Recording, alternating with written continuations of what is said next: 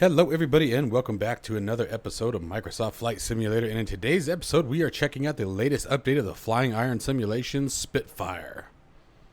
If you are interested in acquiring any of my Overkills tutorial guides for Microsoft Flight Simulator, please consider joining me on Patreon. Patreon subscribers level tier 2 and above have access to all of my guides, as well as any future updates and future guides that will be coming down the road. Link to Patreon can be found in the description below.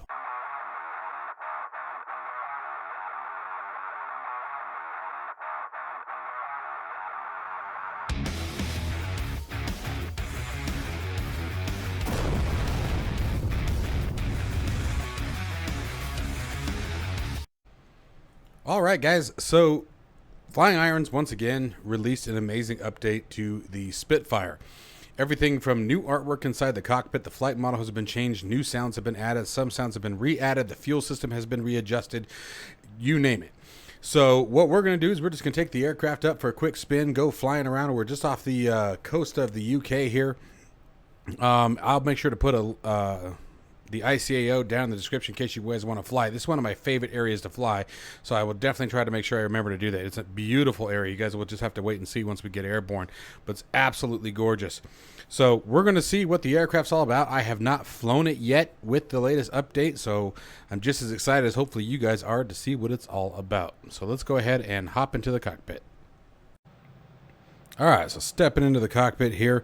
One of the biggest things that was adjusted is, I don't know if you guys remember from previous versions of the Spitfire, you can go back and watch old videos and I guarantee you'll see it, is around a lot of the gauges and a lot of the panels and things like that, there used to be like light shimmering that would pass through the cockpit panel. And it really sort of killed that immersion. A lot of that has been addressed. I can't find any indication of it anymore, so I'm super excited about that. But let's get the door closed up here. We're going to get the engine started and get out of here. Let's make sure it's locked. Let's close our canopy, and we're just going to do a hot start. Yes, I am cheating. But listen to that sound, that startup sound. You had the whining sound. What are you doing? Alrighty then. Okay. Well, I mean, to each their own, you know. All right, let me get situated here. Make sure our flight controls are all responding today. Hoo-ah! That is really touchy. It's very interesting. You pass about this point, and I just slightly move my stick and it like almost accelerates. It's going to be interesting to see what that does when we're flying. Alright, flap status is up, gear handle is down. Set the altimeter here. Okay. And let's go for a flight. Let's release that parking brake. I love the hydraulic noise.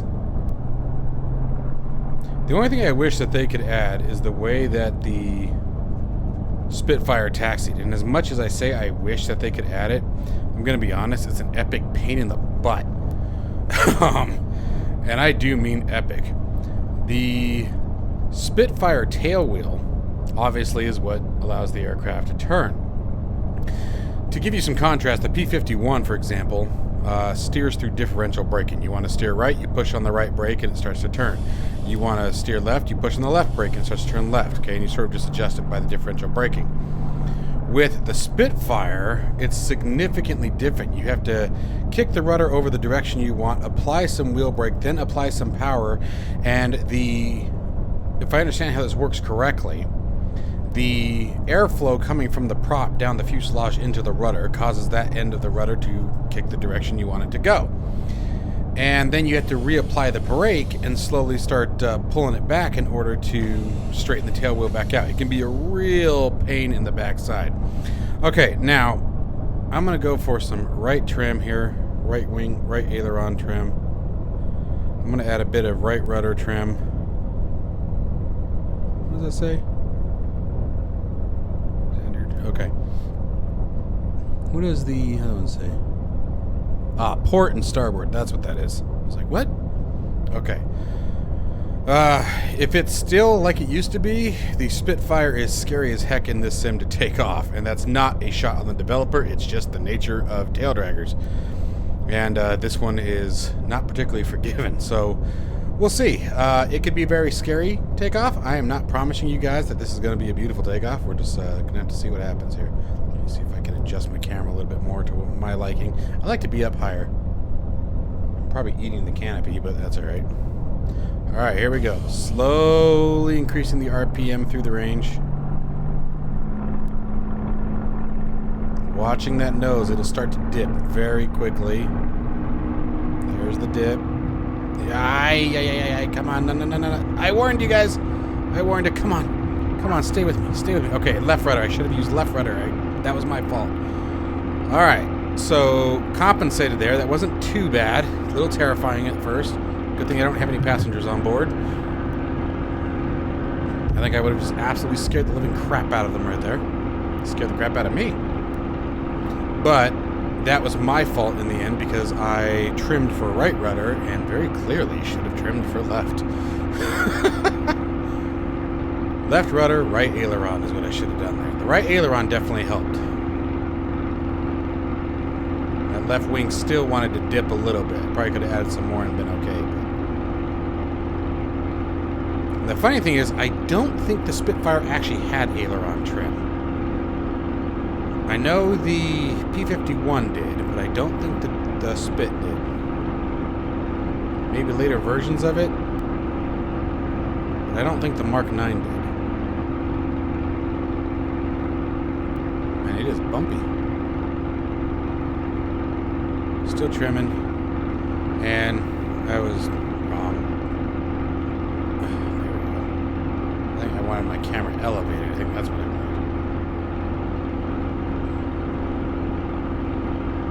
Beautiful. I love the sounds. Let's put some RPM back now that we're airborne. Come back to about 2,500 here. The sound in the cockpit is amazing. Absolutely beautiful. We can pull our boost back. We don't want to overheat our engine. So our boost is basically going to be your manifold pressure, essentially is what that is. And your RPM's, just like any other aircraft, is going to be propeller pitch. And she likes to roll to the right.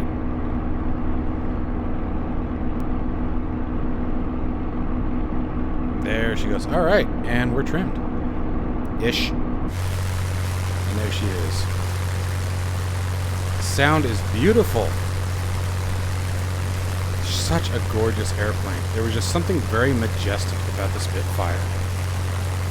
She was such a pretty aircraft. Is such a pretty aircraft. I know they're still around. Man, I just love this plane. Now, let's just see how she flies. So, we're gonna go a little wildcat crazy here and see what we got going on with this aircraft.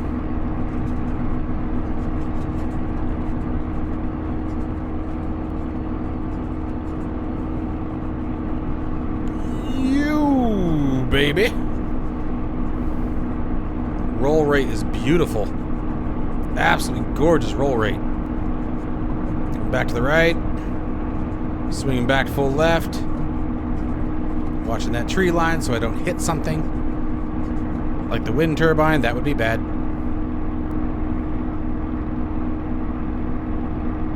Stunning. Absolutely stunning aircraft.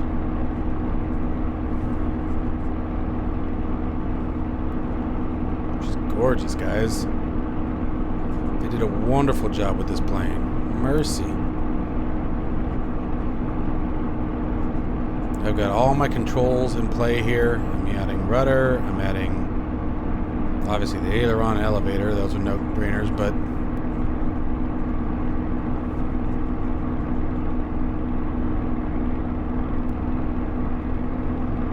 it's flying beautifully.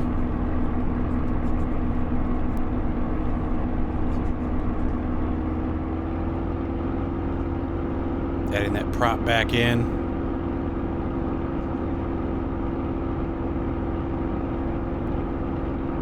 Screaming along, man.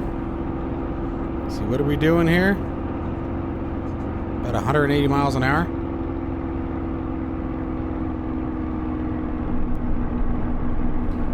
If you really want to get crazy. Add that boost back in. There's 200. Coming up on 240. Can't maintain that for very long, so let's pull that back off.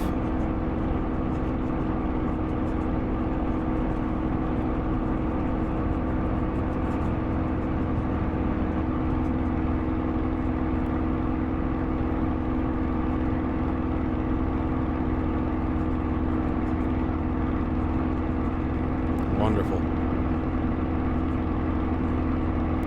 Something about these old fighters. I love being down low in them. Scraping the treetops.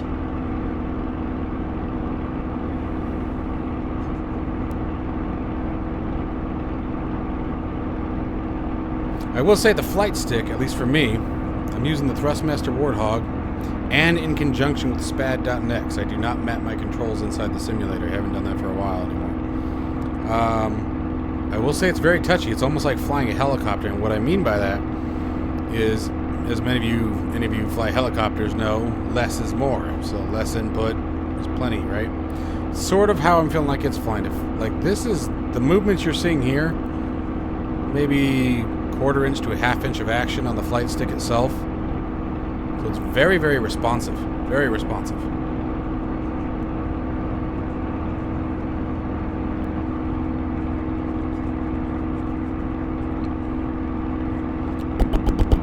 Just kidding. Those of you that don't know, the Spitfire does have a pretty awesome little tablet as well.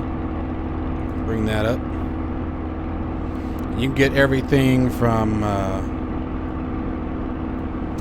checklists, your V-speeds, both in miles per hour and knots, current aircraft performance, basically everything that you got here. Stats on the aircraft based on how we've been flying, current loadout, an autopilot. You just turn it on from here and then set your desired course and altitude. And then you have some other settings here that you can set if you choose. Very handy little tool. I think the only thing I wish this aircraft had was a moving map.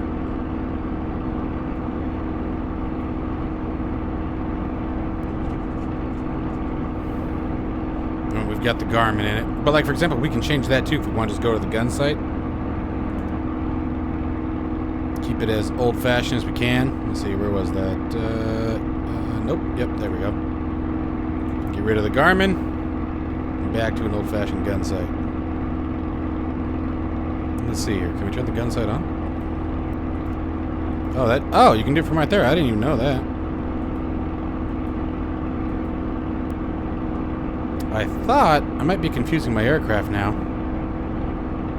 I thought the gun sight power was this little guy right here, but maybe I'm mistaken. It's been a while. Oh well.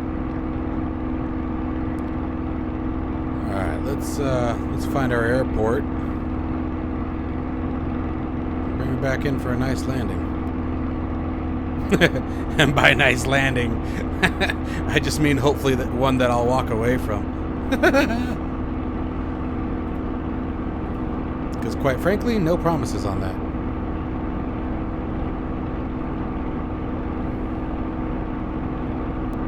The UK is so beautiful.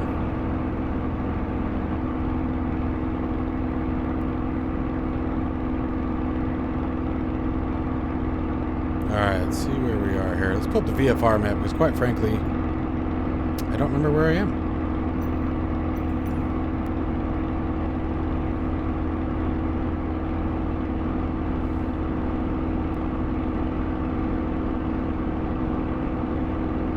This is a gorgeous area. Oh, yeah, so we're on our way. We'll come up on it here in just a few minutes.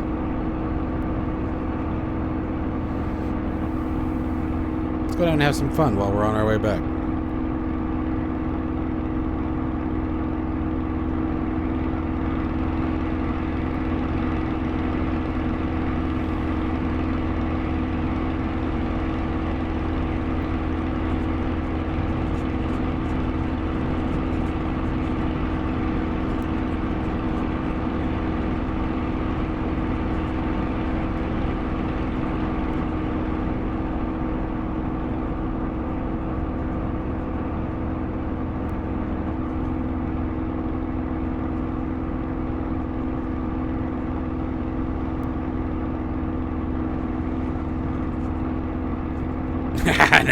I chickened out.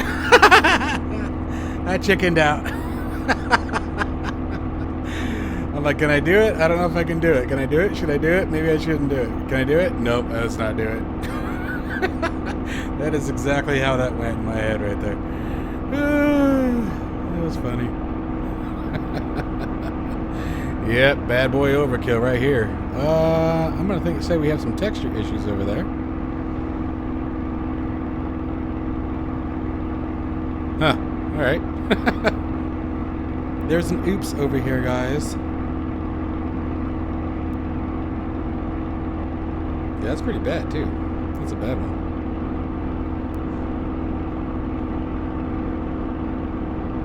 Ironically enough, right next to our airport.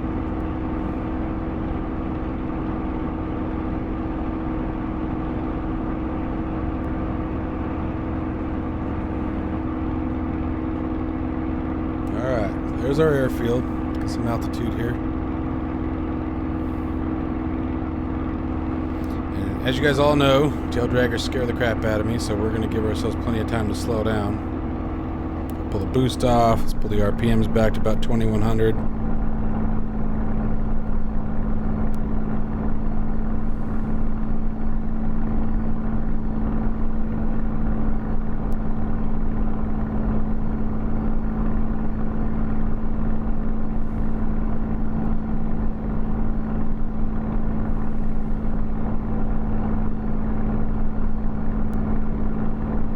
For about 150 before I drop those flaps.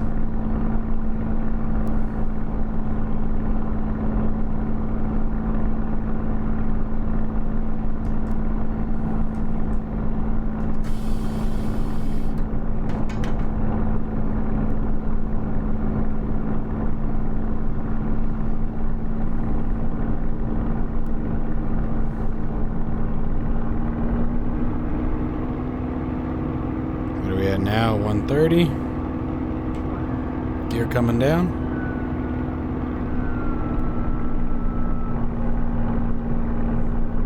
And now for the moment that I'm not even remotely excited for.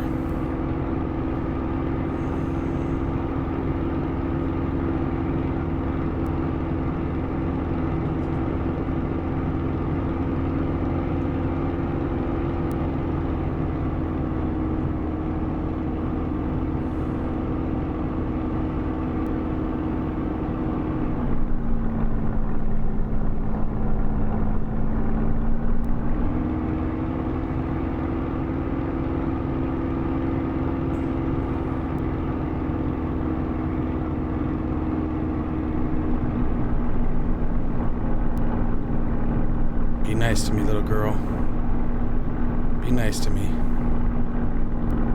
Easing off the power. Easing it off. Easing it off.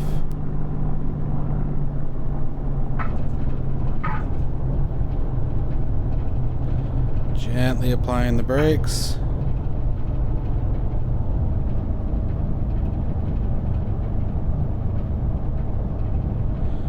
Elevators to full aft.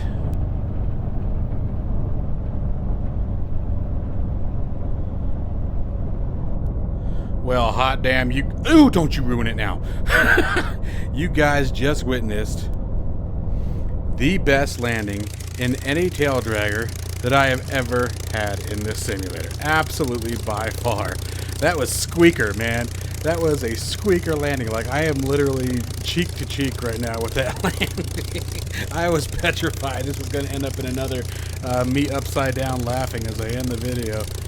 But anyways, guys, the FlyingIron Spitfire is absolutely a fantastic aircraft. I highly recommend that you guys take a look at this plane.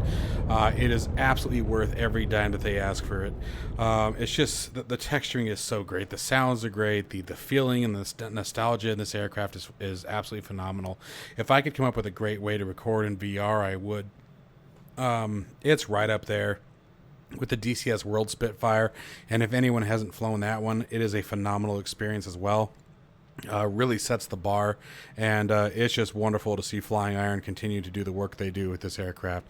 So to FlyingIron Simulations, if this ever makes it to your ears, wonderful work. To the rest of you guys, I really hope you take my word for it and give this aircraft a shot. She is challenging, requires a bit of practice and patience, just like any of the tail draggers do, really.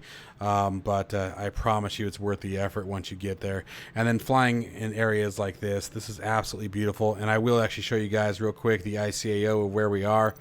Let's see here, because honestly I forgot. And this is also a payware scenery that I picked up too from the marketplace.